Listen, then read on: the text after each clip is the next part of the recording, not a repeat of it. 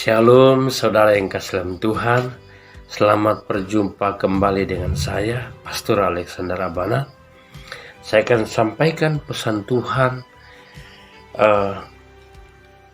dengan tema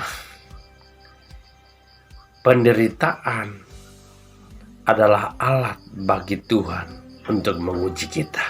Katakan amin. Saudara yang kasih dalam Tuhan, kita buka Alkitab kita dalam 1 Petrus 1 ayat 6 sampai 8. Demikian bunyi firman Tuhan, bergembiralah akan hal itu, sekalipun sekarang ini kamu seketika harus berduka cita oleh berbagai pencobaan.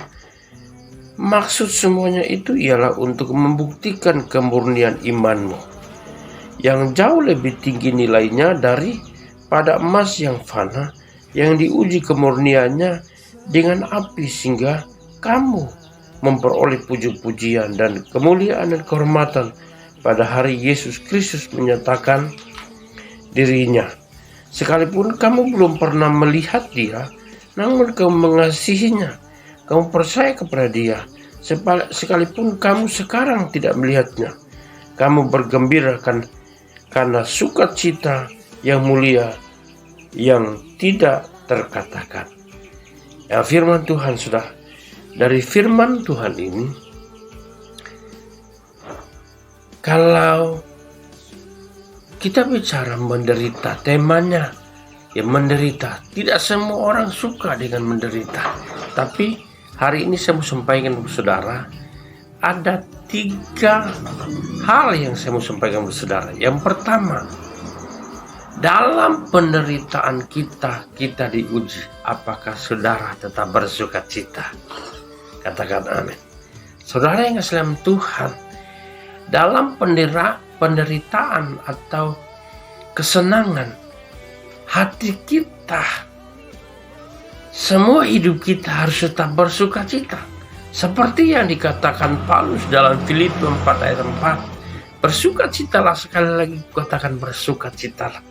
Jadi hidup kita bersuka cita karena Kristus, karena firman-Nya. Bukan karena saudara kaya mendadak, bukan karena saudara dapat hadiah, rumah atau mobil, bukan karena saudara tiba-tiba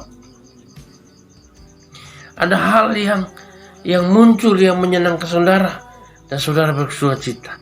Tapi mari kita belajar dalam penderitaan kita harus tetap bersuka cita.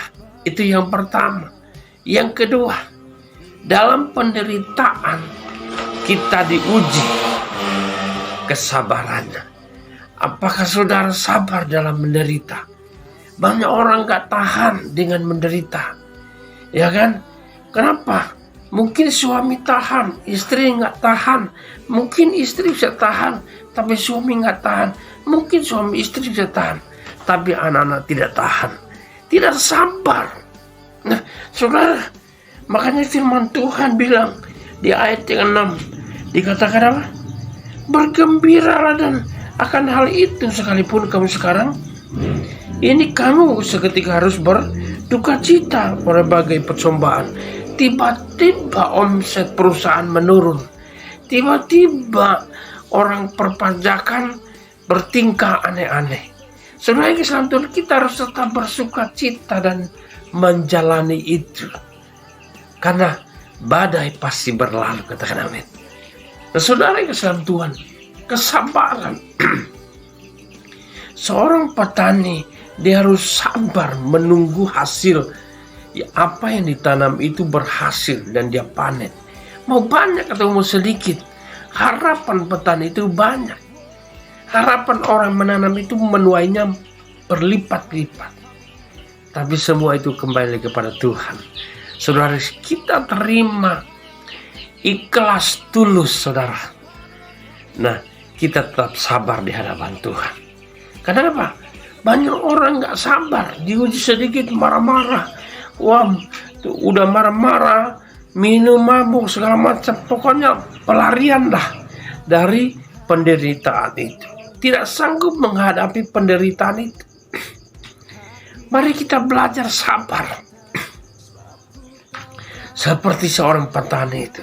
Saudara yang kasih dalam Tuhan, ini nggak mudah, nggak gampang, tidak seperti membalikan tangan. Tapi saya mengatakan, kesabaran yang kita miliki akan menghasilkan buah yang maksimal, akan menghasilkan hasil yang maksimal. Saudara, emas yang murni dimurnikan dalam api itu butuh waktu, butuh orang sabar, ya kan? Emas itu dipajang di etalase dijual karena sudah murni dan sudah terbentuk. Ada yang jadi cincin, ada yang jadi anting, ada yang jadi kalung. Saudara yang kasih Tuhan, itu prosesnya panjang. Jadi sesuai dengan temanya, bahwa penderitaan itu sebagai alat Tuhan untuk menguji kita. Saudara yang kasih Tuhan, mari kita belajar. Yang pertama, dalam menderita atau suka dan duka, kita harus tetap bersuka cita. Katakan amin.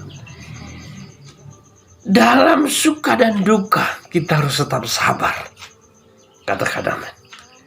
Karena kesabaran itu adalah melatih kita menjadi prajurit, menjadi orang-orang yang kuat. Katakan amin.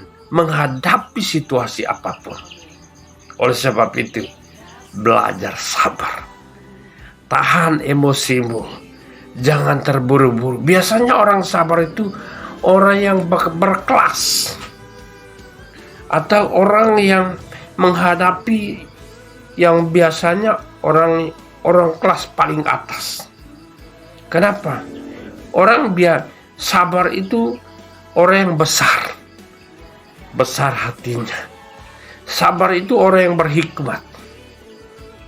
Saudara yang kasih dalam Tuhan, itu yang kedua.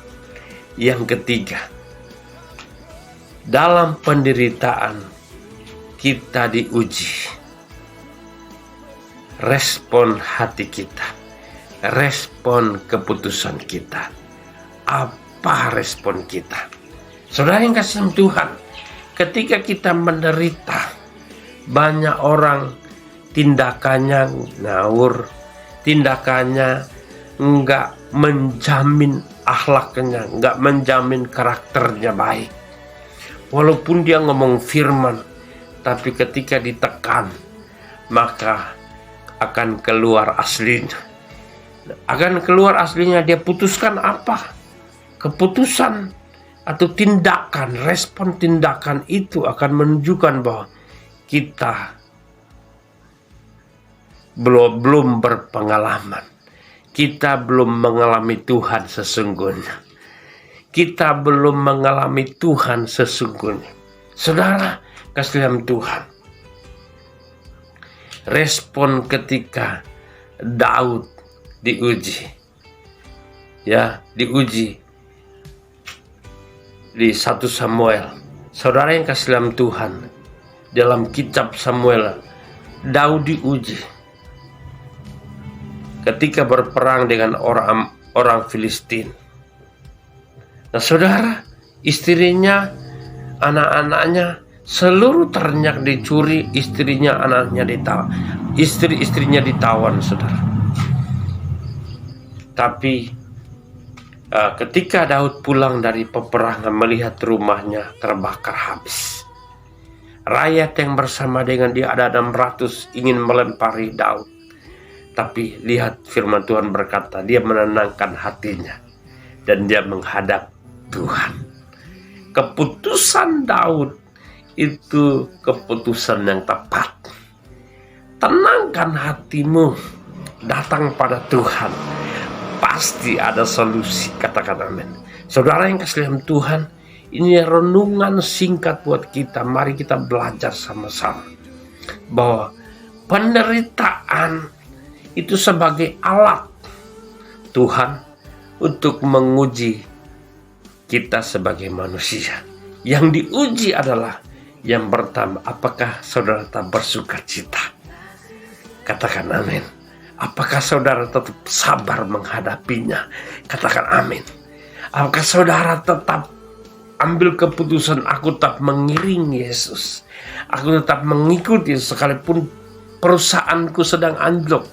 Aku tetap menyembah Dia. Katakan amin. Sekalipun omsetnya tambah menurun, aku tetap sembah Dia. Karena Dia Tuhan. Dia Allah yang hidup, bukan Allah orang mati. Dia sanggup mengubah yang turun menjadi naik. Katakan amin.